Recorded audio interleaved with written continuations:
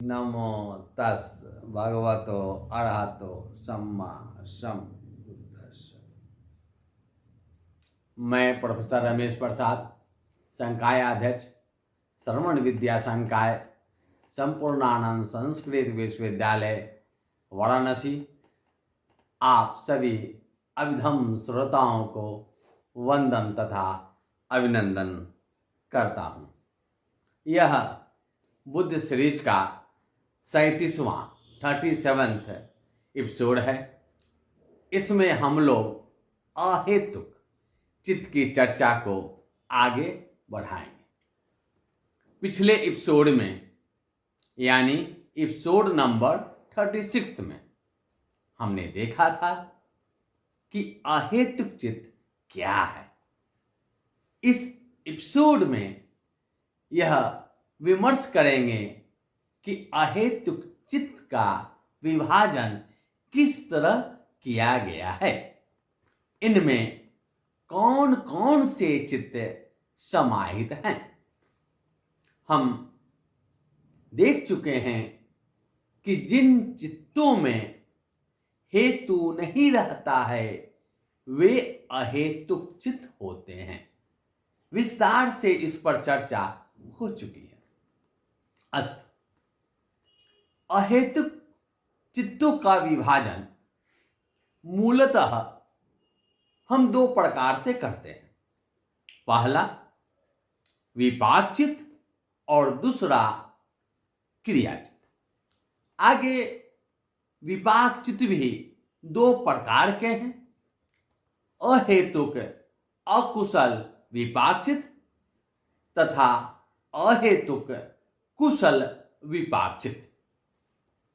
अहेतुक चित्तों की कुल संख्या 18 है, जिनमें विपाक चित्त 15 होते हैं, 15, तथा क्रिया चित्त 3 होते हैं।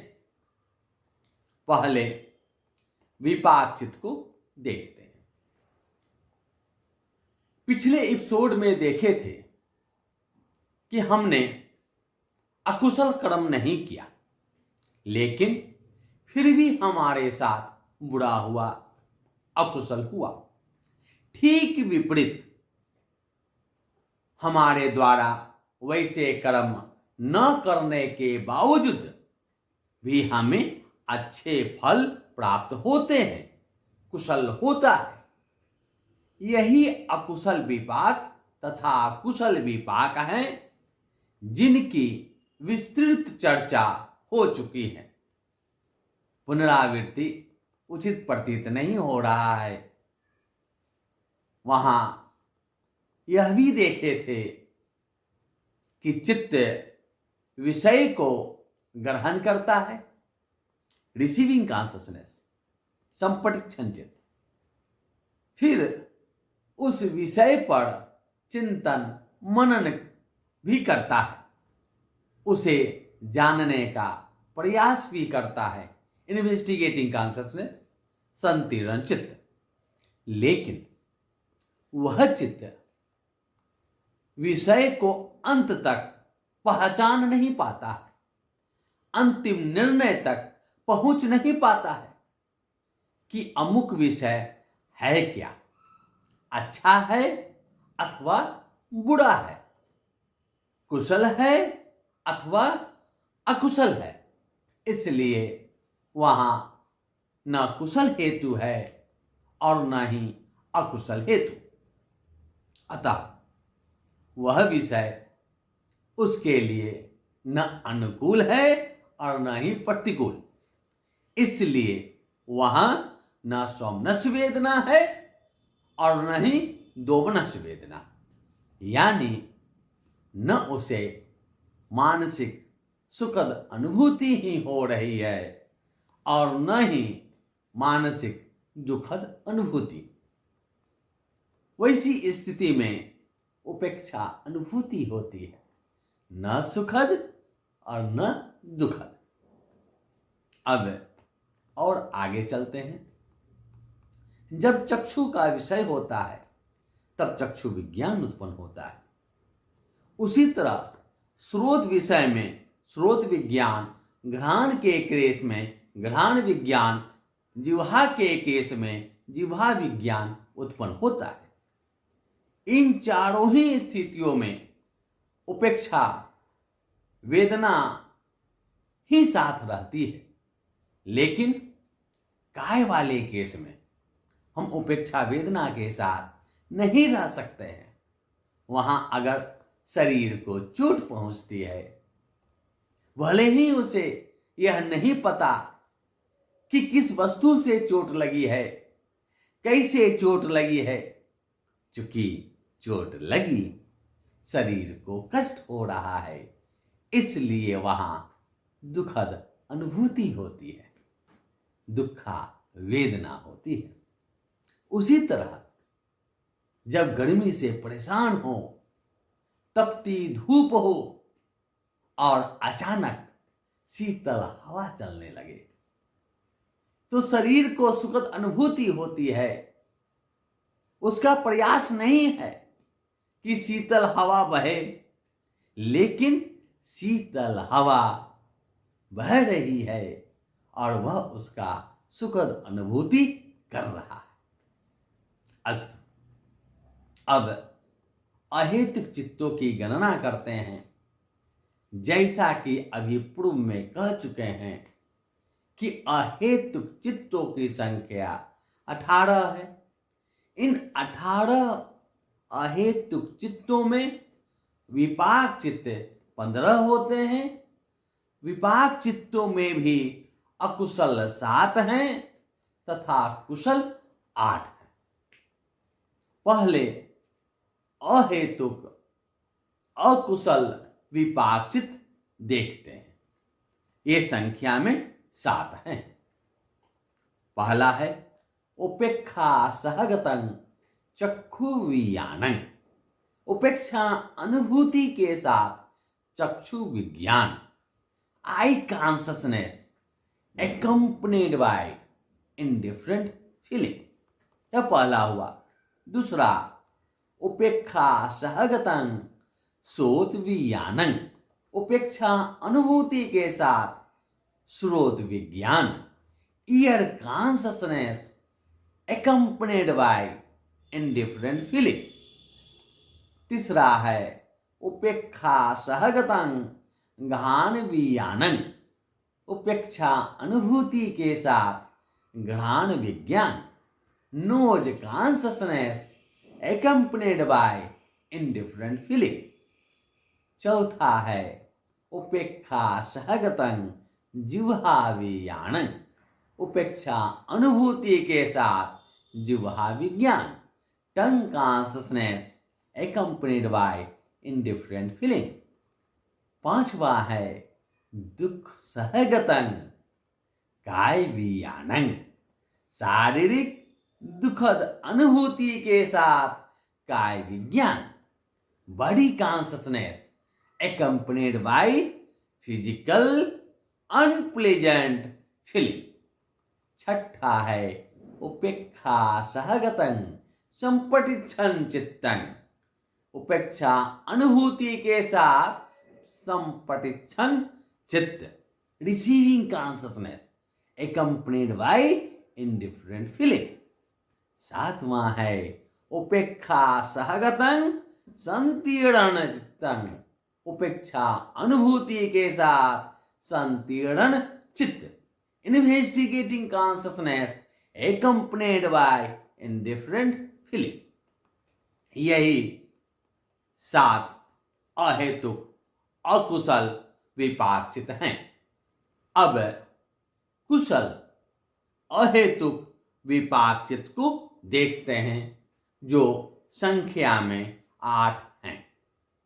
पहला देखते हैं उपेक्षा सहगतं चक्षु विज्ञानं, उपेक्षा अनुभूति के साथ चक्षु विज्ञान, आई consciousness accompanied by indifferent feeling।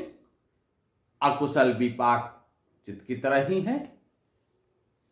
दूसरा है उपेक्षा सहगतं श्रोत विज्ञानं, उपेक्षा अनुभूति के साथ स्रोत विज्ञान, year consciousness accompanied by indifferent feeling, यह भी अकुशल अहेतुक विपाक चित्त के ही समान है।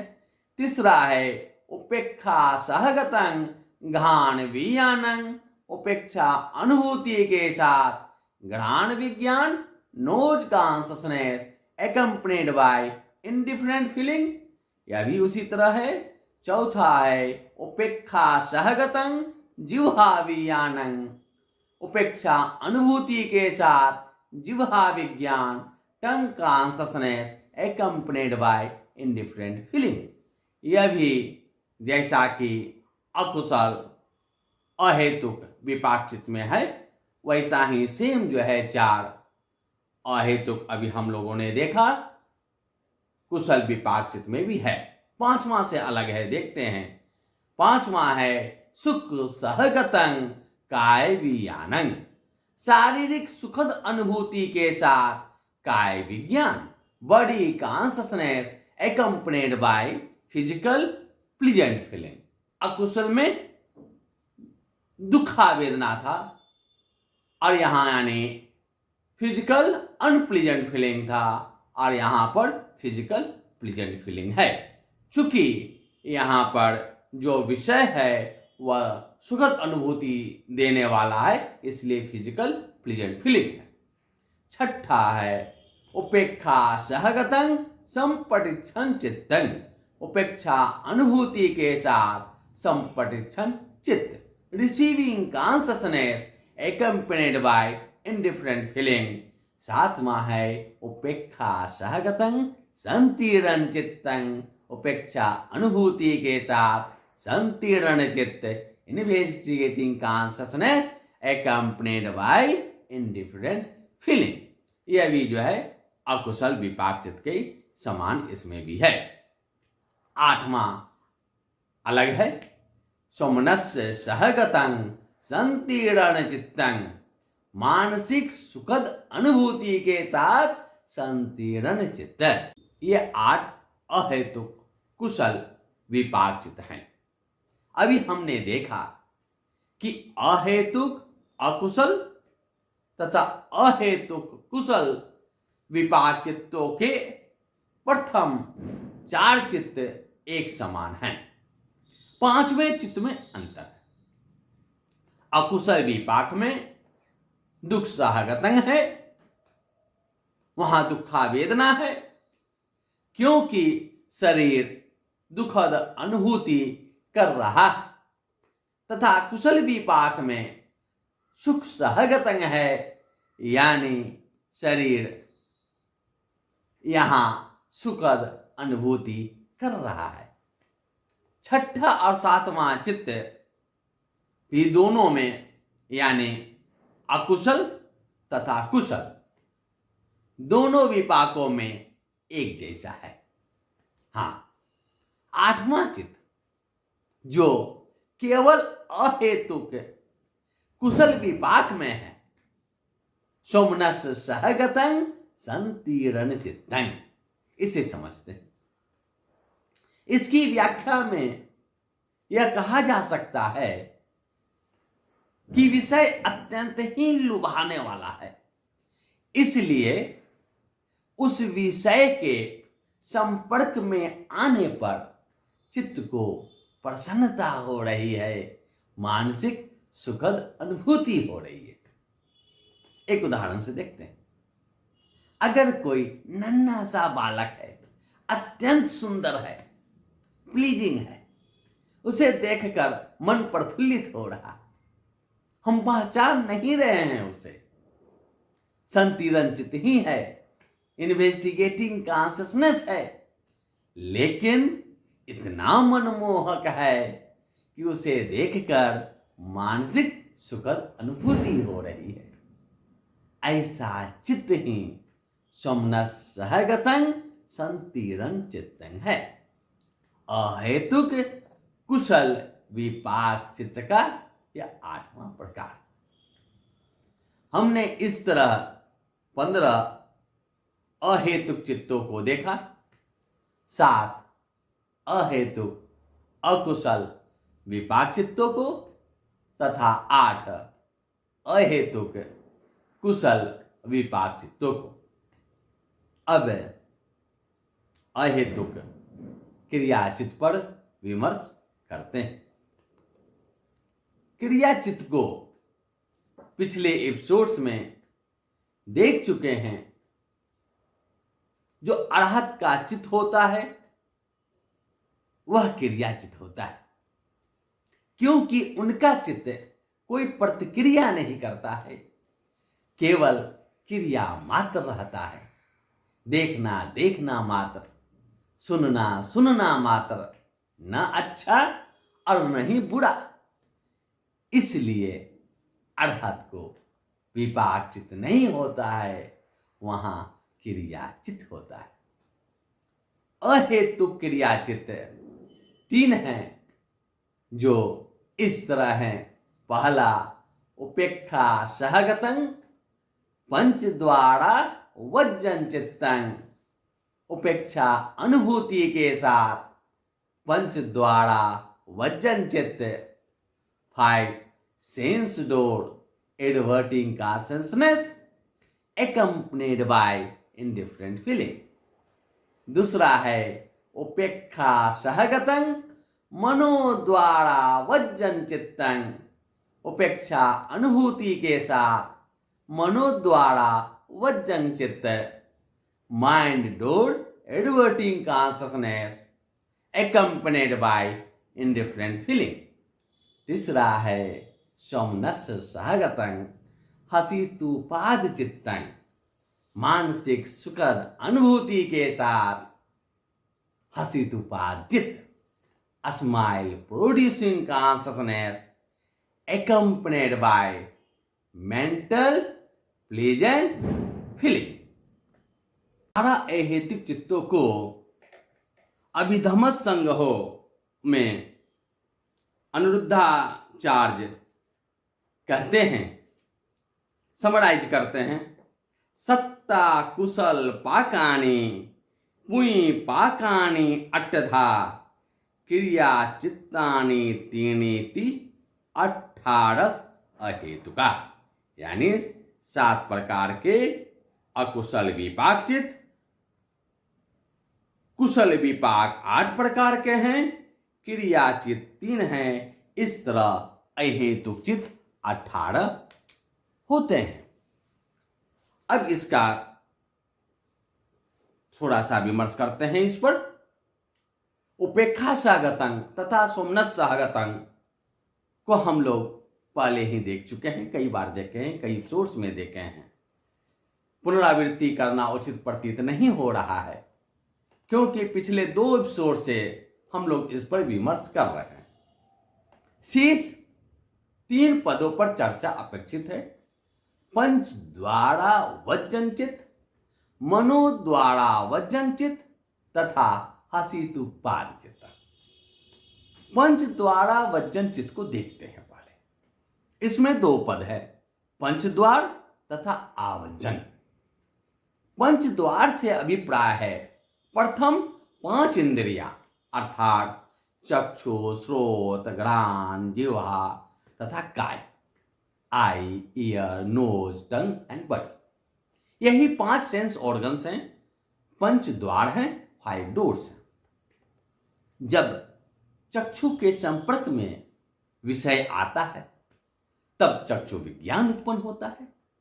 उसी तरह से अन्य चारों इंद्रियों के संपर्क में जो उनसे संबंधित विषय आते हैं तब वैसा विज्ञान उत्पन्न होता है। इसकी चर्चा हम अहेतुक विपाक चित्त में कर चुके हैं।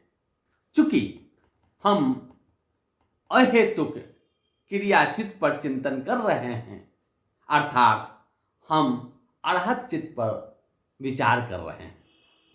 जो अरहत का चित्त होता है उसका काय विज्ञान भी, बॉडी कॉन्शसनेस भी उपेक्षा वेदना से ही युक्त होता है।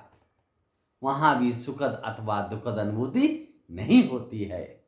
उपेक्षा भाव से उसे वह सहन करता है, जबकि सामान्य जन सुख अथवा दुख की अनुभूति करता है। अब आवर्जन टर्म आवर्जन पद पर आते हैं। आवर्जन का अर्थ आवर्जन होता है, एडवर्टिंग होता है।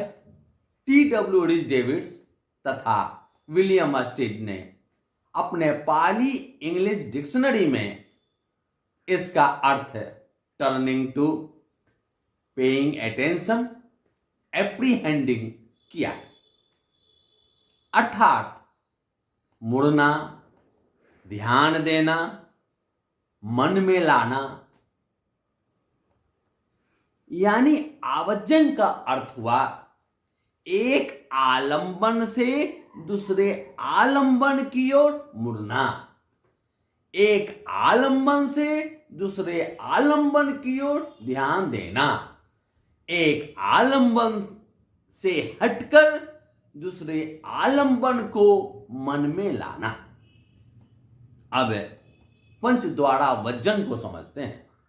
जब किसी अरहत के चक्षु के संपर्क में कोई रूप आता है तब चक्षु विज्ञान उत्पन्न होता है उपेक्षा अनुभूति के साथ। जब श्रोत के संपर्क में शब्द आता है तो उपेक्षा अनुभूति के साथ श्रोत विज्ञान उत्पन्न होता है। उसी तरह उपेक्षा अनुभूति के साथ घ्राण विज्ञान, जिह्वा विज्ञान तथा काय विज्ञान उत्पन्न होता है। इसी को कलेक्टिवली, सामूहिक रूप से पंचद्वारा वज्जन चित्त कहा गया है।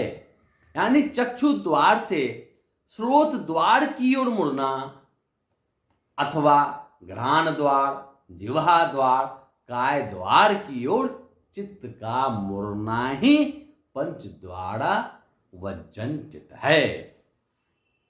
अब मनोद्वारा वज्जन चित्त को देखते हैं। यहां मनोद्वार माइंड डोर का आवर्जन है, मनोद्वार का मुड़ना है। अहेतुक विपाक चित्त में हम देख चुके हैं कि मनोद्वार से संपटिक्षण चित्त तथा संतीरण चित्त उत्पन्न होते हैं।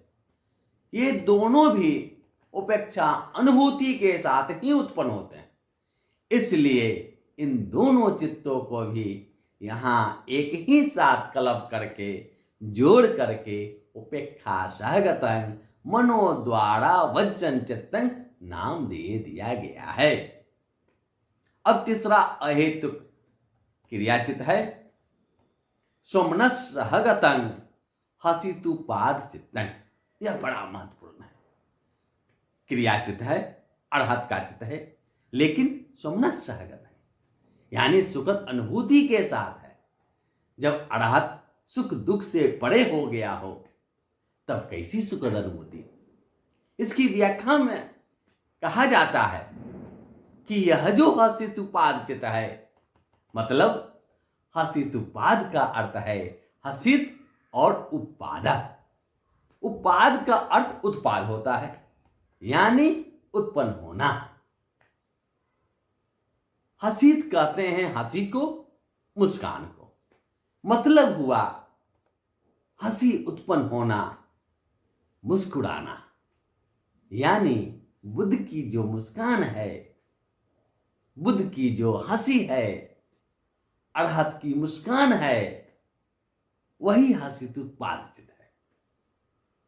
उस हंसी में, उस मुस्कान में कोई राग नहीं है, कोई अहंकार नहीं है, कोई द्वेष नहीं है।